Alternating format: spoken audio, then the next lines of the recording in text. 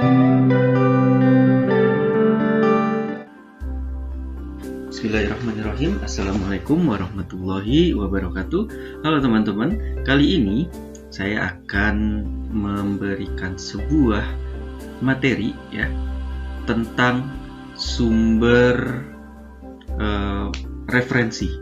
Ya, jadi selama ini ya ketika ingin mencari sesuatu pasti kita akan menuju ke sini, ke Google ya. Jadi seandainya kita ingin mencari sesuatu, maka kita akan langsung membuka google.com. Padahal ya, dalam pencarian sebaiknya terutama untuk membuat makalah, skripsi dan lain hal sebagainya, akan lebih baik jika kita menggunakan yang namanya Google Cendekia. Nah, Google Cendekia ini adalah sebuah mesin pencari yang khusus digunakan untuk mencari referensi-referensi terpercaya. Karena Google Cendekia ini dia akan menampilkan hasil-hasil pencarian berdasarkan jurnal, buku, dan publikasi ilmiah lainnya. Berbeda dengan Google biasa. Kalau Google biasa ini sifat pencariannya dia adalah ketika kita memasukkan inputan, dia akan mencari di setiap inputan tersebut, entah itu ada di tengah teksnya, ada di judul, ada di mana, dan dia akan mencari seperti itu. Kalau Google Cendekia ya, dia akan fokus mencarinya itu hanya pada OJS ya, Open Journal System, atau mungkin juga buku-buku online gitu. Jadi memang cara mencarinya berbeda. Contoh sederhana ya, ketika saya mengetikkan nama saya di sini, saya ketik nama saya,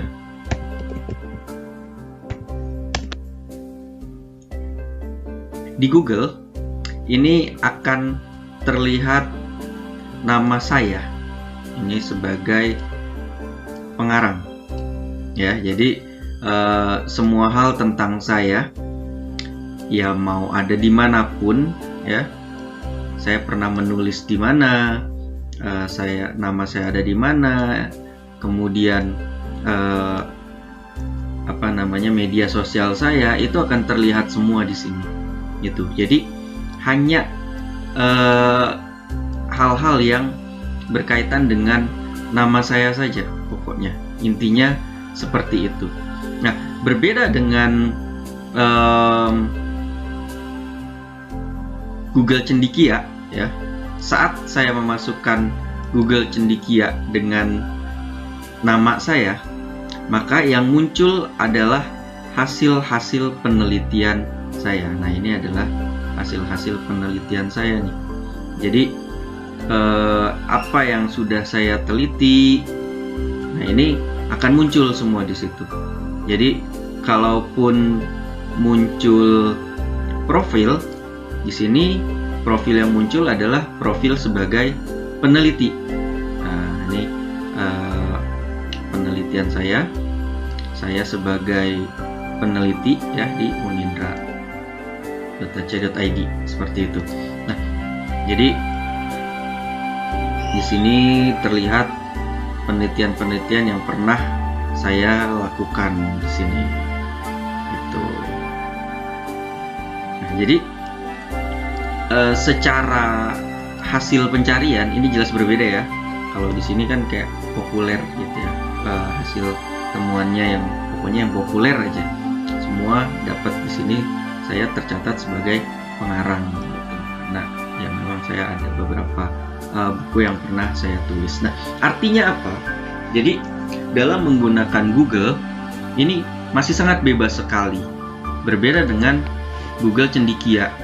Ya, kalau Google Cendekia atau Google Scholar ini lebih spesifik ke penelitian. Nah, makanya ketika teman-teman ingin mencari sebuah referensi, baik itu untuk penelitian maupun untuk menulis esai opini ilmiah misalnya, jadi saran saya lebih baik teman-teman menggunakan Google Cendekia. Kenapa? Karena begini, dalam Google Cendekia, misal kita mau mencari hal yang berkaitan dengan misalnya pembelajaran digital. Ini misal ya teman-teman ya.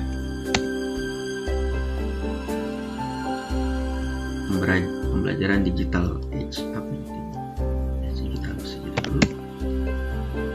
Oke, pembelajaran digital. Nah, di sini penelitian terkait pembelajaran digital itu akan muncul.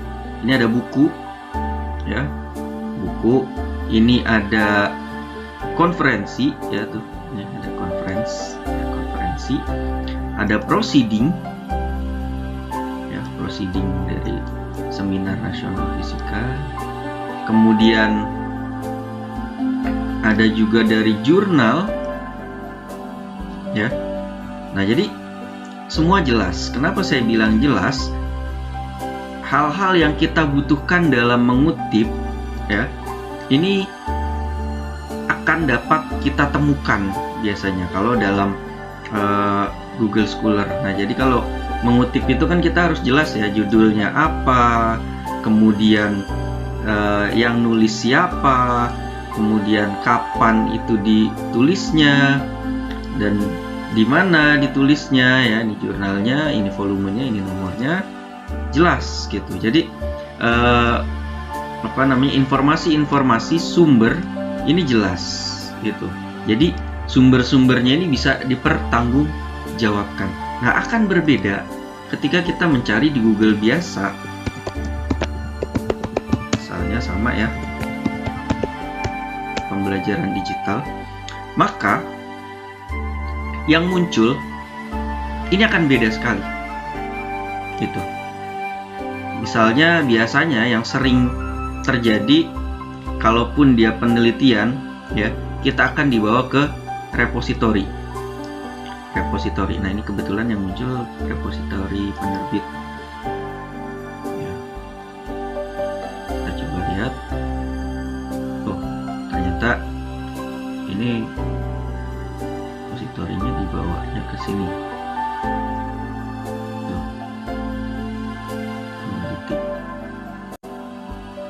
Oke. Nah, kalau teman-teman dapat ini saya bilang kebetulan, ya. Kebetulan dapatnya kayak gini, lengkap gitu. Jadi publishnya kapan, yang nulis siapa, judulnya apa, penerbitnya di mana, itu informasinya jelas gitu. Jadi kalau mau mensitasi itu nih, ini detail-detailnya bisa kita ambil gitu. Kan sama kayak ini ya. Kalau ini juga disebut sumber jelas karena kita bisa mengambil detail-detailnya gitu. Nah, ini kelihatan gitu. Nah, akan berbeda ketika teman-teman ternyata jatuhnya itu di tempat lain. Misal teman-teman melihat di sini ada sumber ini, bab 2. Sering seperti ini ya, kita dapat tahu-tahu bab 2. Biasanya nih seneng nih, enak banget nih ada bab 2 tentang pembelajaran digital. Nah, ini jelas semuanya nih, saya tinggal mindahin doang. Nah, biasanya kayak gitu, ini di copy sama dia, dipindahin. Secara sumber, maksudnya secara konten ya oke. Teman-teman jadi nggak usah kemana-mana ya, dapat ya. Tapi secara etika ilmiah ini nggak bagus. Karena apa bedanya teman-teman dengan mengcopy paste apa yang sudah dikerjakan ini? Nah, dan ini nggak jelas. Yang nulis siapa? Karena nama penulisnya di sini nggak ada. Kita cuma tahu di sini paling kodenya dari sini, gitu. Karena ini sebuah repositori, gitu. Repositori itu semacam kayak apa ya? Ya penyimpanan kayak Google Drive-nya kampus, gitu. Jadi semacam penyimpanan tempat naruh dokumen-dokumen secara digital. Nah, karena dia adanya di web, ya otomatis dia bisa terakses secara bebas, apalagi operatornya itu membuka repository ini agar bisa diakses secara bebas gitu. Nah, ini yang kalau kayak gini, ini nggak bisa sebenarnya dijadikan referensi, karena kita nggak tahu nih yang nulis siapa. Kita nggak tahu yang nulis siapa, kita nggak tahu ini dari mana, walaupun di sini kelihatan misalnya kita bisa cari, misalnya cara gampangnya biasanya kalau saya hapus untuk saya tahu ya sumber aslinya di mana. Ternyata ini gitu kan, ini sumber aslinya nih, ternyata ini tesis gitu. Nah, kalau dari sini sih ketahuan gitu ya. Nah, cuma yang jadi masalah adalah ini saya malah ngajarin ketemu lengkap nih ya, lengkap dari cover, pengesahan, abstrak, bab 1, bab 2, bab 3, bab 4, bab 5, daftar pustaka lengkap. Nah, ini kayak perpustakaan digitalnya aja gitu. Makanya ya sebetulnya skripsi, tesis, disertasi itu tidak bisa dijadikan sumber rujukan karena dia hanya research paper ya. Jadi bukan research paper tapi report paper, jadi hanya laporan ya. Jadi dia ini bentuknya laporan penelitian. Makanya kan kalau yang udah pernah bikin skripsi, ini skripsinya bisa diubah menjadi publish paper ya. Jadi bisa dipublish menjadi penelitian yang dipublish di sini. Kayak kalau teman-teman ada di sini, ini nggak pernah ada yang namanya skripsi di sini, di Scholar nggak muncul. Tapi kalau di sini bisa muncul skripsi gitu ya, bisa muncul, repositorinya muncul gitu. Nah, ini yang akhirnya membedakan bahwa dalam perujukan ya, terutama di teori ya, ini Google biasa ini bukannya nggak bisa ya, tapi kita harus hati-hati dalam menjadikan ini sebagai sumber rujukan gitu.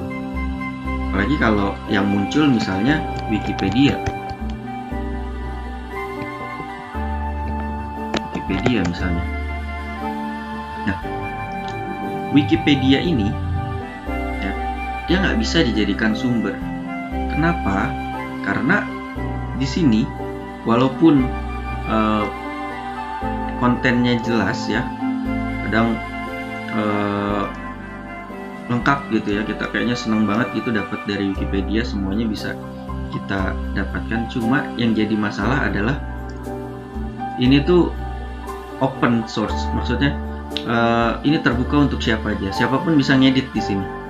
Makanya di sini ada keterangan halaman ini terakhir diubah kapan gitu, karena dia bisa diubah gitu. Kalian aja yang ibaratnya bukan ahli ini bisa mengubah ini gitu loh. Jadi ini tuh bisa kalian ubah gitu. Jadi nggak jelas ini sebenarnya konsep dari siapa ya, walaupun seru ya jadinya nih, bisa kita tambah-tambahin ya, misalnya ini kita hapus jadi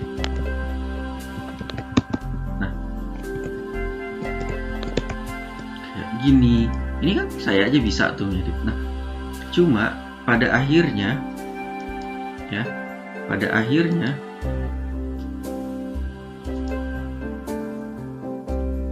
kita jadi nggak tahu ini sebenarnya yang nulis siapa gitu.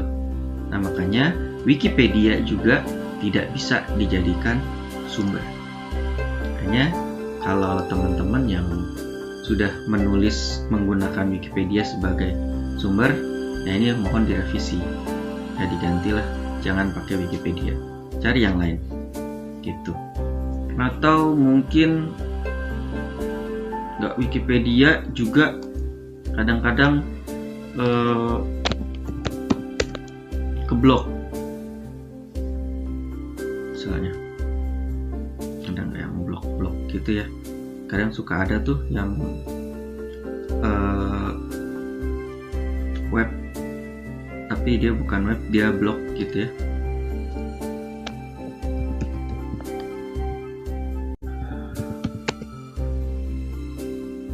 Misalnya ini ya. Nah, teman-teman ngambil dari sini misalnya dari blogspot, punya sekolah, jangan sekolah, yang punya pribadi lah misalnya.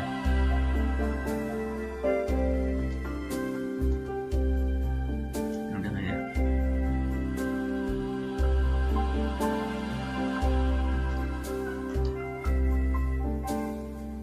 Blogspot milik pribadi.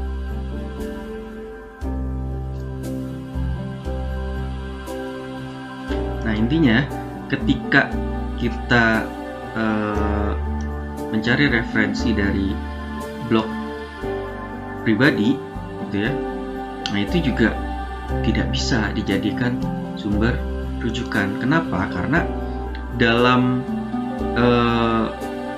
publikasinya si blog pribadi ini dia kan tidak melalui tahap editorial gitu. Sebenarnya itu sih yang jadi masalah ya. Kalau di blog itu ya, blog itu kita tinggal nulis terus langsung posting. Artinya tidak ada sortiran ya, tidak ada sortiran yang membuat bahwa apa yang kita posting ini sebenarnya layak atau enggak. Terlebih yang nulis ini juga dia ahli atau bukan gitu.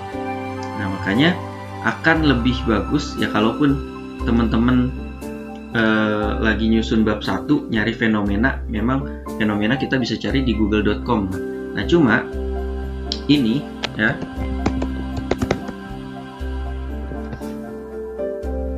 merujuknya ke situs-situs yang sudah terpercaya. Misalnya ini ada satu web ya, Jawa Post.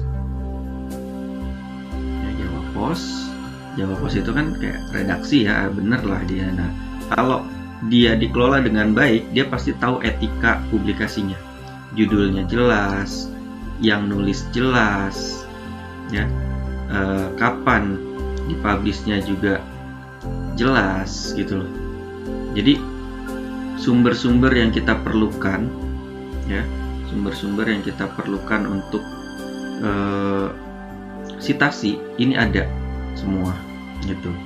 Akan berbeda kalau dia dari blog gitu. Kalau blog ya, misalnya aja ya, mohon maaf nih kalau ini dari ada ya SMP. Kalau blog kadang-kadang ini judul, ini dia nulis ininya nggak ketahuan nih namanya, admin aja tulisannya gitu kan. Waktunya juga kadang-kadang sama penulis blognya nggak dikasih tahu gitu. Nah, kemudian kita nggak tahu nih tulisan ini sebenarnya juga hasil copy paste atau memang benar-benar hasil pemikiran dia gitu. Nah, jadi yang namanya sumber rujukan itu kan harus ilmiah ya, harus fakta gitu. Kalau fakta itu kan bisa fakta penelitian atau fakta kejadian.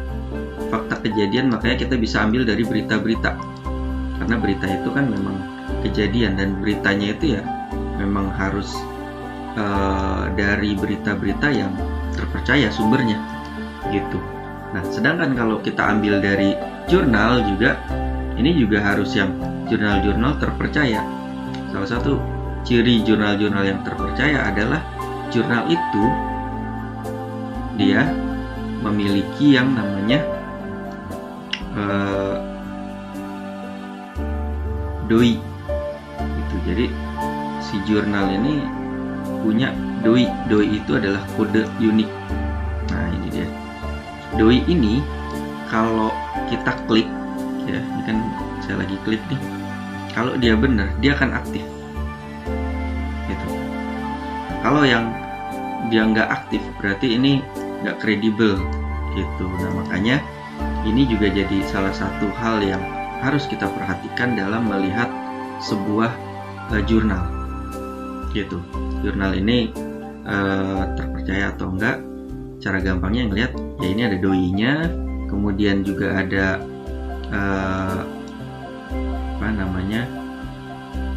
ada ISSN-nya. ISSN itu adalah kode jurnalnya. Di sini ada nggak? Kita cari ya, kita lihat. Nah, di sini ada ISSN-nya, ya, dan ISSN-nya itu terdaftar. Jadi ini ada di LIPI ya, tuh benar ada di LIPI. Jadi semua jelas, terpercaya jurnal itu juga. Jadi jurnal juga nggak sembarangan gitu ya. Jurnal itu nggak asal sekedar jurnal gitu, tapi yang benar-benar terpercaya. Nah, jadi saya harap mulai detik ini ya teman-teman, kalau ada tugas untuk nyari sumber, lebih baik gunakan yang namanya Google Cendekia. Oke, mungkin itu saja yang bisa saya sampaikan. Terima kasih. Assalamualaikum warahmatullahi wabarakatuh.